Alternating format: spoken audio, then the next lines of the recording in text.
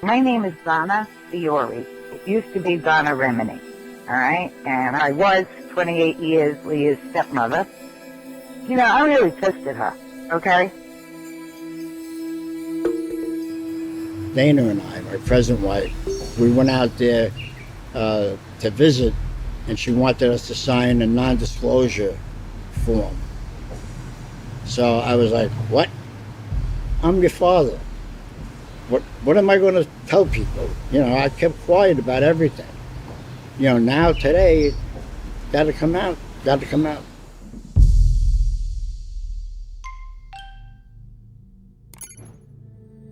Leah Remini plays a public role of family champion, a compassionate breadwinner who keeps the family together.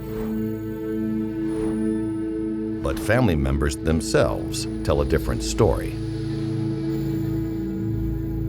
Behind the scenes, Leah, have you seen that show that they had, It's All Relative? Have you seen it at all? All right, in the beginning, they're all smiles, and as soon as the cameras are closed, Leah's like, Oh my God, you guys, I am sweating in places. that's Leah. If the cameras are rolling, she's got a big smile and wonderful, wonderful child. But behind the scenes, Leah's a witch. Right. For lack of a better word. Who I really am is sometimes an asshole.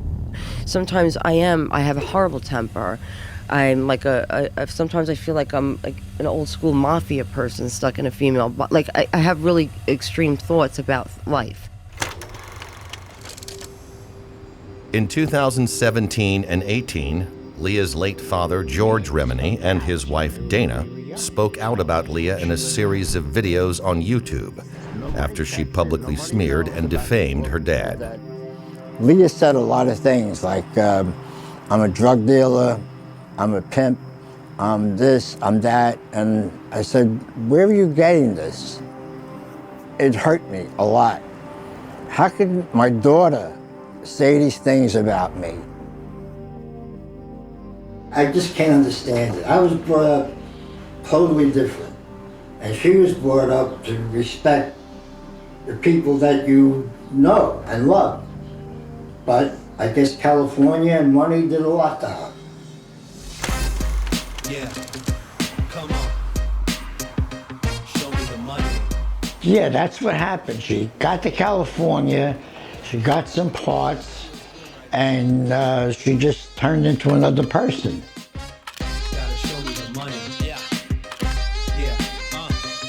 Come on. George wasn't the only family to find that Leah's first brush with celebrity went straight to her head.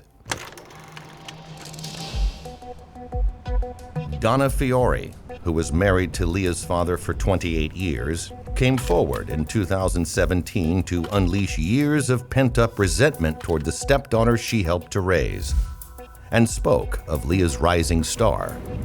When she became known, okay, then she got like a diva. All right, and I was like, excuse me, and it's bullshit. It's bullshit, but yet you think all these people are, adoring you, but that's not real life. They're not adoring you. They're adoring who they see on TV. They don't know what it is to bitch you could be. Leah's father saw his daughter transform even further from the girl he raised in Brooklyn. You know, she just has a big attitude about her. Like, everything is coming to her. She's got to have this, and I got to have that. Like, even Angelo, when she met him, he was a down-and-out salsa singer, and she met him in a restaurant, and he was married. And she jumped right on him. And not even to say, oh my God, this guy is married. Not even separated. Not even separated. He has children. Philandering father Angelo Pagan had a 3-year-old son with his wife Raquel, and 2 young sons from an earlier girlfriend, Elaine. The resulting tabloid story of homewrecker Leah Remini and how she stole her future husband only scratched the surface. Years later, Leah revealed that she had coldly manipulated Angelo into divorcing his wife, Raquel, by giving him an ultimatum he couldn't refuse. Stating, "I knew this would push him to do it." He did it. But Leah was just getting started. She wanted Raquel gone and tried to smear the woman by hiring a private eye to dig up dirt on her indefinitely. That was the least of it. Court documents reveal that Leah was at the center of an ugly dispute between Angelo and the two mothers of his sons. The women testified that Remini waged an abusive and vengeful campaign to estrange them from each other and from their sons, threatening they would never speak to or see their children again.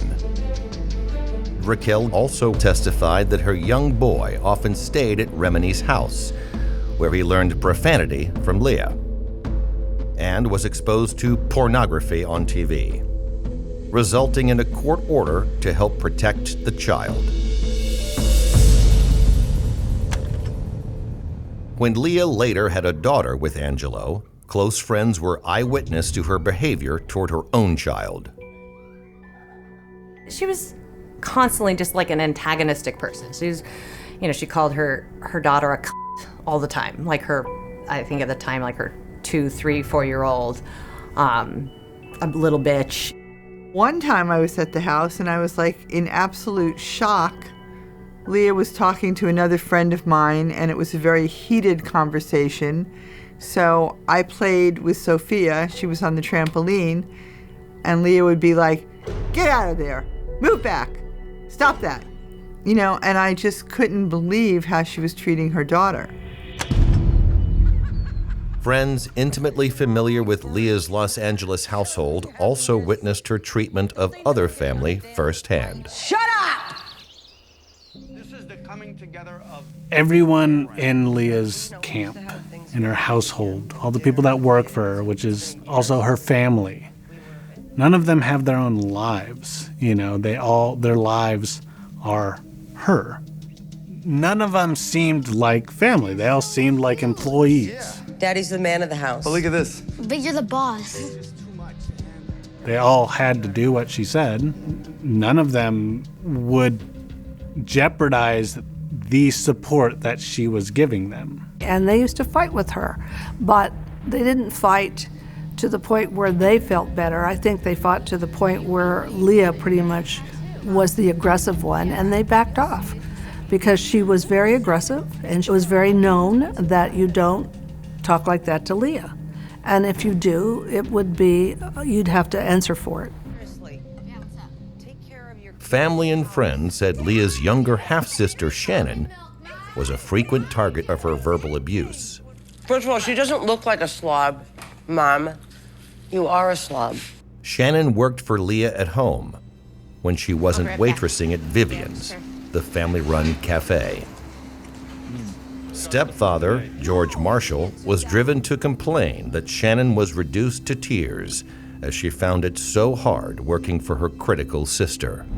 Leah would say a lot of demeaning things to her and call her stupid, call her these different things, call her different names, and that was a constant. One time her sister said, "Wow, that's the wrath of Leah," and she was afraid of it.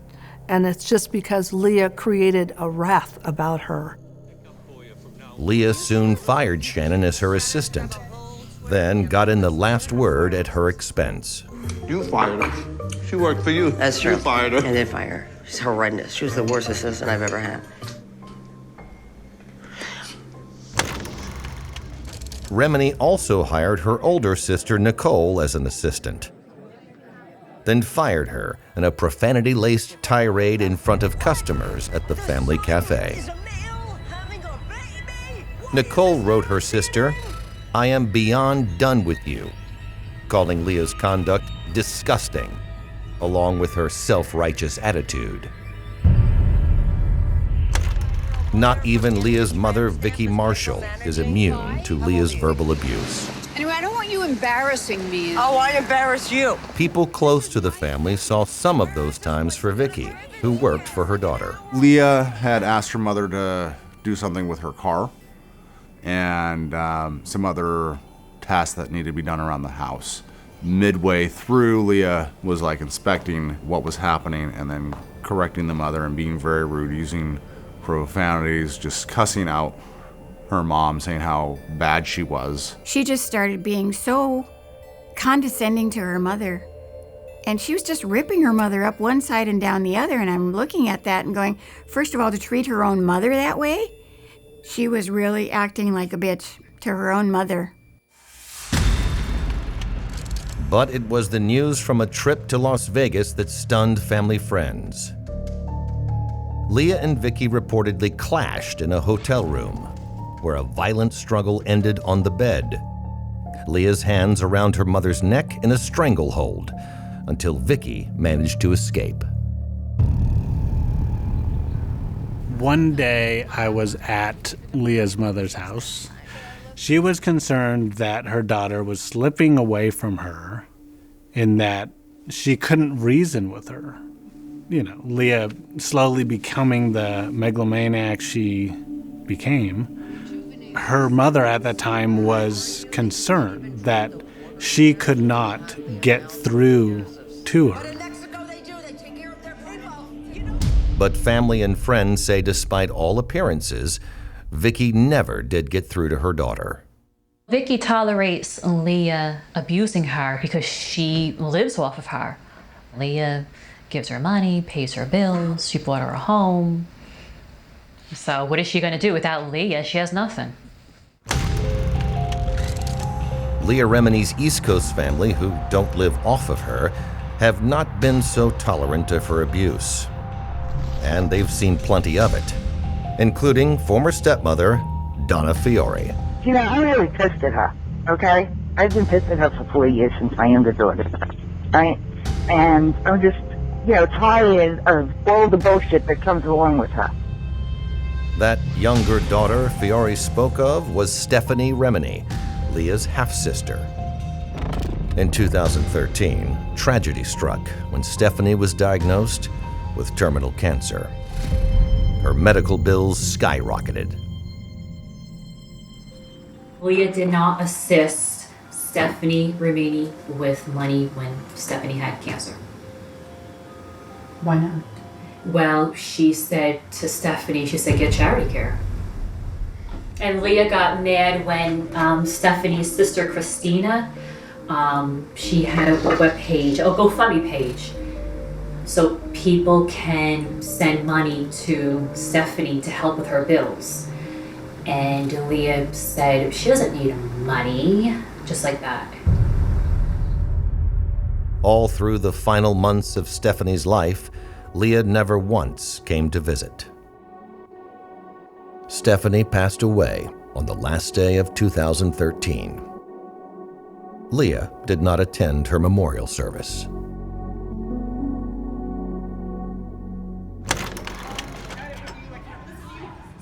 What followed, Donna Fiore said, was a fiery outburst fueled by Leah that pitted Stephanie's sister, Elizabeth, a drug-addicted felon, against her.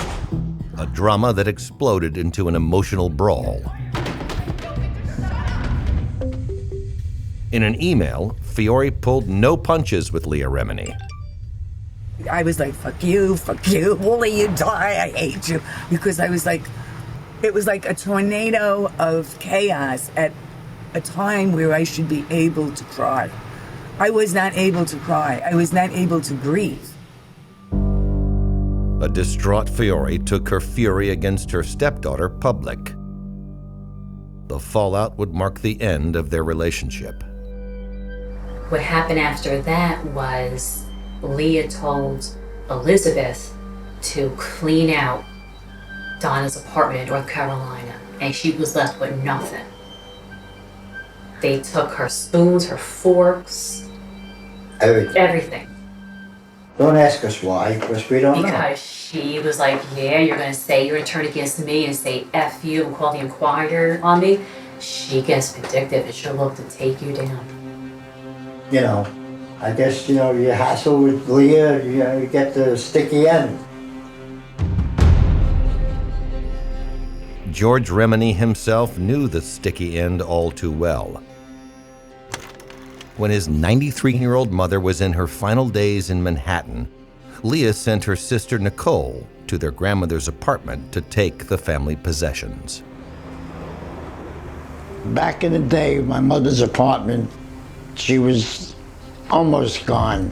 She was almost in a coma in her bedroom in a hospital bed when Nicole came over. And what the girls told me that worked for my mother, that Nicole cleaned out all the drawers, all the money, all her jewelry, every single picture I ever had of my family. They got the bank accounts, they got her insurance money, everything. You know, she didn't even show up at the funeral for my mother. And then she says, "Oh, I don't like funerals."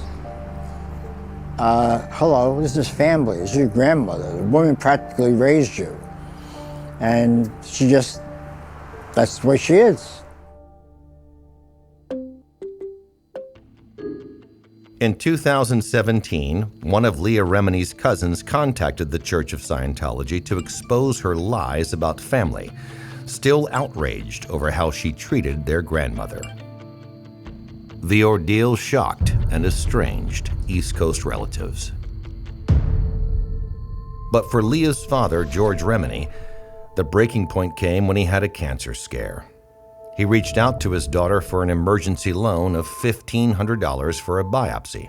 $1,500 is a pair of shoes for her, or boots. That's for $1,500. Leah never did it.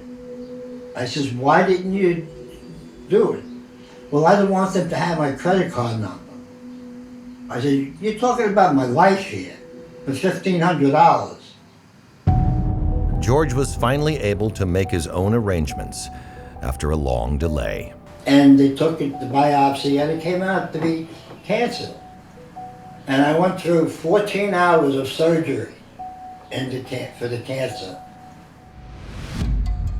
After turning her back on her father, Leah then incredibly denounced him for his so-called lack of loyalty and claimed, "When you really needed me, I was there." She then told her father, "I see no reason to continue this relationship." I tried to reach out to Leah many, many, many times. And every time I called and she was there, Vicky would pick up the phone. She said, "Oh no, she's setting the table, she's busy." "Oh, she's out by the pool, laying down, I don't want to wake her up." You know, and it would just go on like that until finally we both said, "What am I doing here? You know, I'm the father, I'm calling you." Leah eventually did speak to her father again, strictly to get him on camera for a stage scene in her so-called family reality TV show. "Hi, Dad." "Hi, sweetheart." "Shut up. Let me see my big girl." "How are you, baby?" But after the filming was over, George never heard from Leah again. Yeah, I always held out a hope that one day she'll, hit her head or something and wake up and say, "I have a dad.